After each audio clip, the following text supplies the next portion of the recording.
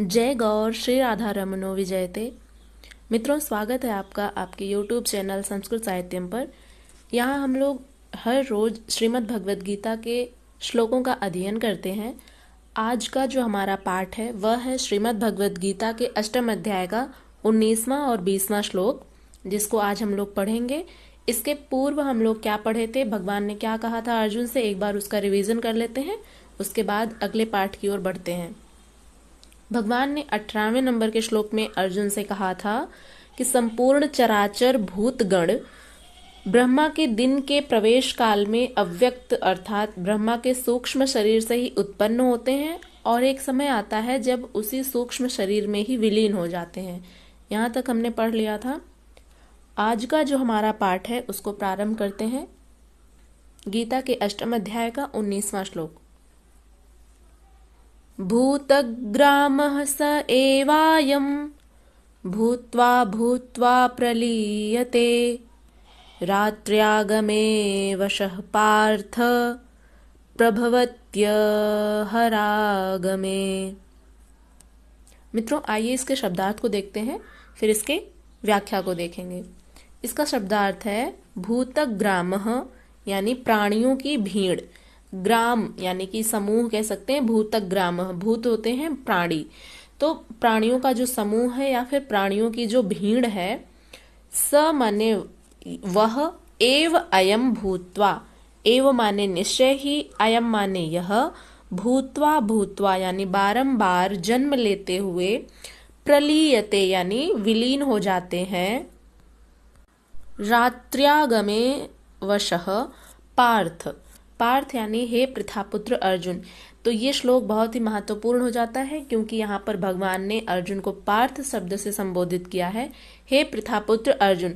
मित्रों, जब भी हम अपनी कोई महत्वपूर्ण बात किसी से कहना चाहते हैं तो सबसे पहले उसके नाम को संबोधित करते हैं, उसे उसके नाम से पुकारते हैं ताकि उस व्यक्ति का ध्यान हमारी बात की ओर आकृष्ट हो सके। उसके बाद हम अपनी बात को कहते हैं। तो जब भगवान कोई अति महत्वपूर्ण बात कहना चाहते हैं, अर्जुन को समझाना चाहते हैं कुछ विशेष, कुछ महत्वपूर्ण, तो वे अर्जुन को पार्थ और अन्य अन्य नाम जैसे कि हे पार्थ और हे महाबाहो, हे कौन्तेय आदि आदि नामों से संबोधित करते हैं जब भी उन्हें कुछ महत्वपूर्ण बात कहनी होती है। तो यहाँ पर भी भगवान ने पार्थ शब्द से संबोधित करते हुए अर्जुन को कहा है।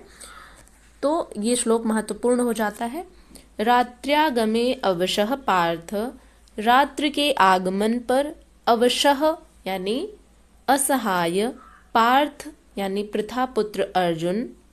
अर्जुन की माता का नाम पृथा था, यानी वही कुंती, उनको पृथा भी कहते हैं, उनका एक अन्य नाम था पृथा, तो इसलिए पार्थ कहा जाता है अर्जुन को, पृथा पुत्र अर्जुन।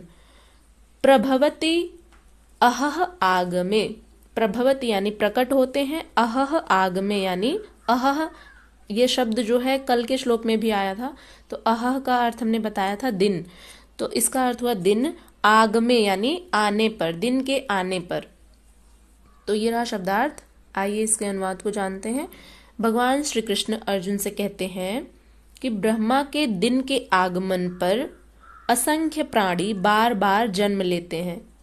मित्रों, हमारे जो भगवान हैं ब्रह्मा, विष्णु और महेश, इन तीनों ही लोगों को अभी आज ही हम कादम्बरी में पढ़ रहे थे, तो उसमें जो मंगलाचरण किया गया हुआ है उसमें लिखा है जब भगवान ब्रह्मा, विष्णु और महेश इन तीनों की आराधना किए हैं। बाण भट्ट, महाकवि बाण भट्ट ने इन तीनों ही देवताओं की आराधना की है अपने मंगलाचरण में। तो ब्रह्मा जो हैं वे उत्पत्ति के देवता हैं, यानी जो सृष्टि में जो कुछ भी उत्पन्न होता है उसका संचालन कौन करते हैं, ब्रह्मा। और जब सृष्टि उत्पत्ति हो जाती है, इसमें मनुष्य, पशु पक्षी इत्यादि जो उत्पन्न हो जाते हैं, पैदा होते हैं, तो उनका भरण पोषण करने का संचालन, उनका दायित्व कौन करते हैं, संभालते हैं, तो विष्णु भगवान। और उनका संहार कौन करते हैं, तो महेश यानी महादेव। तो ये तीनों ही देवता जो हैं, ब्रह्मा, विष्णु और महेश। तो ब्रह्मा उत्पत्ति के देवता हैं, पालन पोषण करने वाले हैं भगवान विष्णु, और संहार करने वाले हैं महादेव। तो ये तीनों ही देवताओं की आराधना महाकवि बाण भट्ट ने अपनी जो रचना है कादम्बरी उसमें उन्होंने मंगलाचरण किया था। तो यहाँ पर जो शब्द आया है कि ब्रह्मा के दिन के आगमन पर असंख्य प्राणी बार बार जन्म लेते हैं, बार बार जन्म लेते हैं और ब्रह्मांडीय रात्रि के आगमन पर पुनः लीन हो जाते हैं तथा अगले ब्रह्मांडीय दिवस के आगमन पर पुनः स्वतः ही प्रकट हो जाते हैं।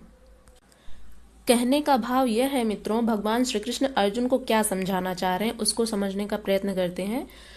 भगवान श्री कृष्ण कहते हैं, हे पार्थ, वही यह भूत समुदाय, वही कौन सा, जो 18वें नंबर के श्लोक में हमने वर्णन किया था कि जो ब्रह्मा के सूक्ष्म शरीर से उत्पन्न होते हैं और फिर उसी सूक्ष्म शरीर में ही विलीन हो जाते हैं।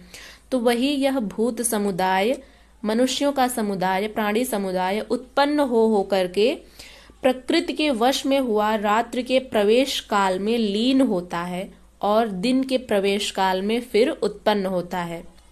यानी हे पार्थ, सब प्राणी इस प्रकार जागृत होकर प्रकृति से विवश होकर अविद्या रूपी रात्रि के आने पर अचेत हो जाते हैं। वे नहीं देख पाते कि उनका लक्ष्य क्या है। अब दिन के प्रवेश काल में वे पुनः जागृत हो जाते हैं। जब तक बुद्धि है तब तक इसके अंतराल में विद्या और अविद्या का क्रम चलता रहता है। तब तक वह साधक ही है, महापुरुष नहीं होता। यानी मित्रों, जब तक हमारे मस्तिष्क में, यानी हमारी जब तक बुद्धि है, इसमें विद्या और अविद्या का जो क्रम है वो चलता रहता है। इसके अंतराल में विद्या और अविद्या चलती रहती है और तब तक वह साधक ही रहता है। यानी जब वो साधना कर रहा है, तभी जब आपको परमात्मा की प्राप्ति हो जाएगी तो क्या आपको लगता है कि कोई भी संशय बचेगा, शेष नहीं बचेगा। केवल एकमात्र अनुभूति होगी, वह परमानंद की अनुभूति।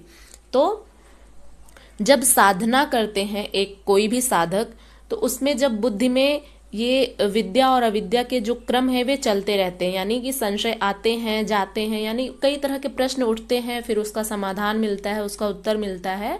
तो जैसा कि अर्जुन भी तरह तरह के प्रश्न कर रहे हैं और उनका समाधान, उनका उत्तर देते हुए भगवान श्री कृष्ण ने गीता का उपदेश दे डाला, जो आज हमारे समक्ष है, जिसको हम लोग पढ़ रहे हैं और हम लोग बहुत सौभाग्यशाली भी हैं जिसको पढ़ने का हमें अवसर मिला है। तो कहने का भाव यह है कि जब साधना करते हैं तो उसमें बुद्धि में जो है तरह तरह के जो विद्या और अविद्या हैं, इनका क्रम चलता रहता है।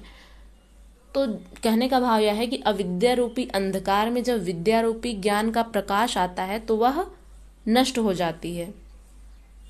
आशा करते हैं ये श्लोक समझ में आ गया होगा। चलिए अगले श्लोक की ओर बढ़ते हैं। अगला श्लोक है गीता के 8वें अध्याय का 20वां श्लोक।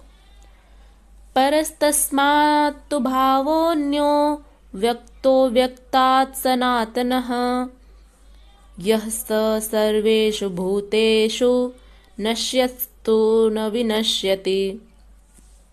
आइए इसके शब्दार्थ को देखते हैं। परः तस्मात् तु, परः माने दिव्य, तस्मात् यानी उससे भी या इसलिए, तु माने परंतु, भवः अन्यः अव्यक्तः, भवः यानी भव यह संसार यह सृष्टि, अन्य यानी दूसरी, अव्यक्तः यानी जो व्यक्त ना हो सके, अप्रकट, अव्यक्तात् यानी अप्रकट को, सनातनः यानी जो सनातन है, शाश्वत है, यह स सर्वेषु भूतेषु, यह माने जो, सह माने वह, सर्वेषु भूतेषु सब प्राणियों में, नश्यत्सु यानी नहीं रहता है, न विनश्यति कभी भी नष्ट हो जाता है, यानी कभी नहीं नष्ट होता है, न माने नहीं, कभी नहीं नष्ट होता है। तो ये रहा शब्दार्थ। आइए इसके अनुवाद को जानते हैं। भगवान श्री कृष्ण अर्जुन से कहते हैं, इस व्यक्त तथा अव्यक्त सृष्टि से परे एक और अव्यक्त शाश्वत आयाम है। जब अन्य सभी आयाम समाप्त हो जाते हैं तब भी वह आयाम समाप्त नहीं होता।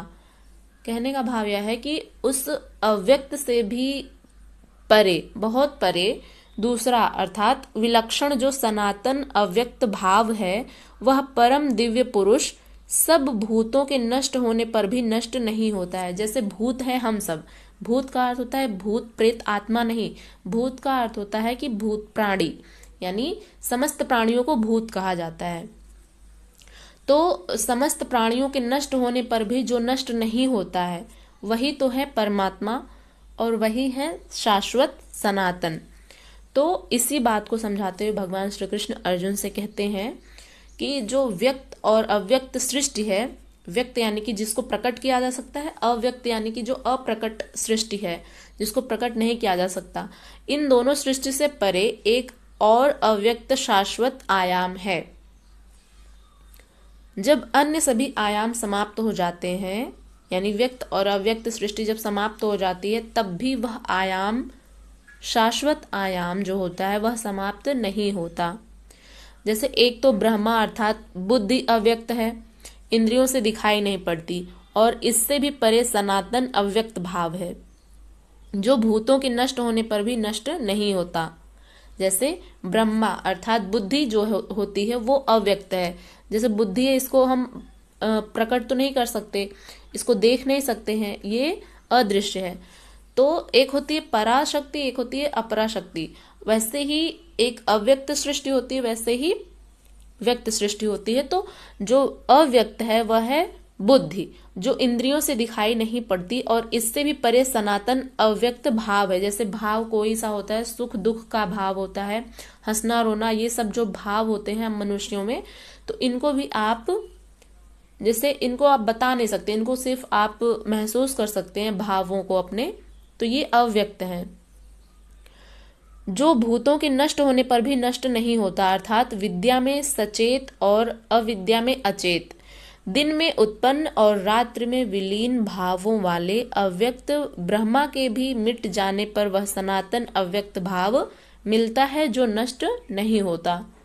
और बुद्धि में होने वाले उक्त दोनों उतार चढ़ाव, उक्त यानी कि जैसे कि जो दिन में उत्पन्न होने वाले और रात्रि में विलीन होने वाले जो भाव हैं, इनका जब उतार चढ़ाव मिट जाता है, तब सनातन अव्यक्त भाव मिलता है, जो परम धाम है, परमात्मा का धाम है, गोलोक धाम।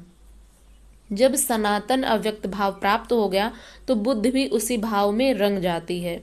यानी जब हमारे मस्तिष्क को, हमारी बुद्धि को, हमारी सोच में जब वह सनातन अव्यक्त भाव प्राप्त हो जाता है, तो बुद्धि भी उसी रंग में रंग जाती है, यानी सनातनी रंग में रंग जाती है, उसी भाव को धारण कर लेती है। कहने का भाव यह है। इसीलिए वह बुद्धि स्वयं तो मिट जाती है और उसके स्थान पर सनातन अव्यक्त भाव ही शेष बचता है। यानी बुद्धि जब उसमें रंग, सनातनी रंग में रंग जाती है, उस सनातन भाव में रंग जाती है, तो उसमें अव्यक्त भाव ही केवल शेष बचता है, और बुद्धि जो होती है वो मिट जाती है, उसका जो अस्तित्व होता है वो खत्म हो जाता है।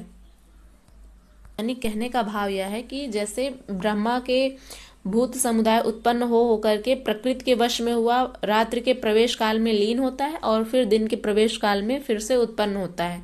और अव्यक्त से भी अति परे दूसरा अर्थात विलक्षण जो सनातन अव्यक्त भाव है, वह परम दिव्य पुरुष सब भूतों के नष्ट होने पर भी नष्ट नहीं होता, यानी वह शाश्वत है, सनातन है। तो आशा करते हैं ये दोनों श्लोक आपको अच्छे से समझ में आ गए होंगे, और यदि समझ में आ गया हो तो फिर इसको एक लाइक अवश्य करिएगा, अपने मित्रों तक इसे अवश्य ही शेयर करिएगा, ताकि गीता के ज्ञान का प्रकाश हो सके, जैसा कि हमारा उद्देश्य है। तो मित्रों, यदि आप चैनल पर नए हैं तो सब्सक्राइब भी अवश्य ही कर लीजिएगा। चलिए मिलते हैं कल की वीडियो में। कल हम लोग जानेंगे भगवान ने क्या कहा अर्जुन से। तब तक के लिए अपना खूब सारा ध्यान रखिएगा। नमः संस्कृताय, हरे कृष्णा।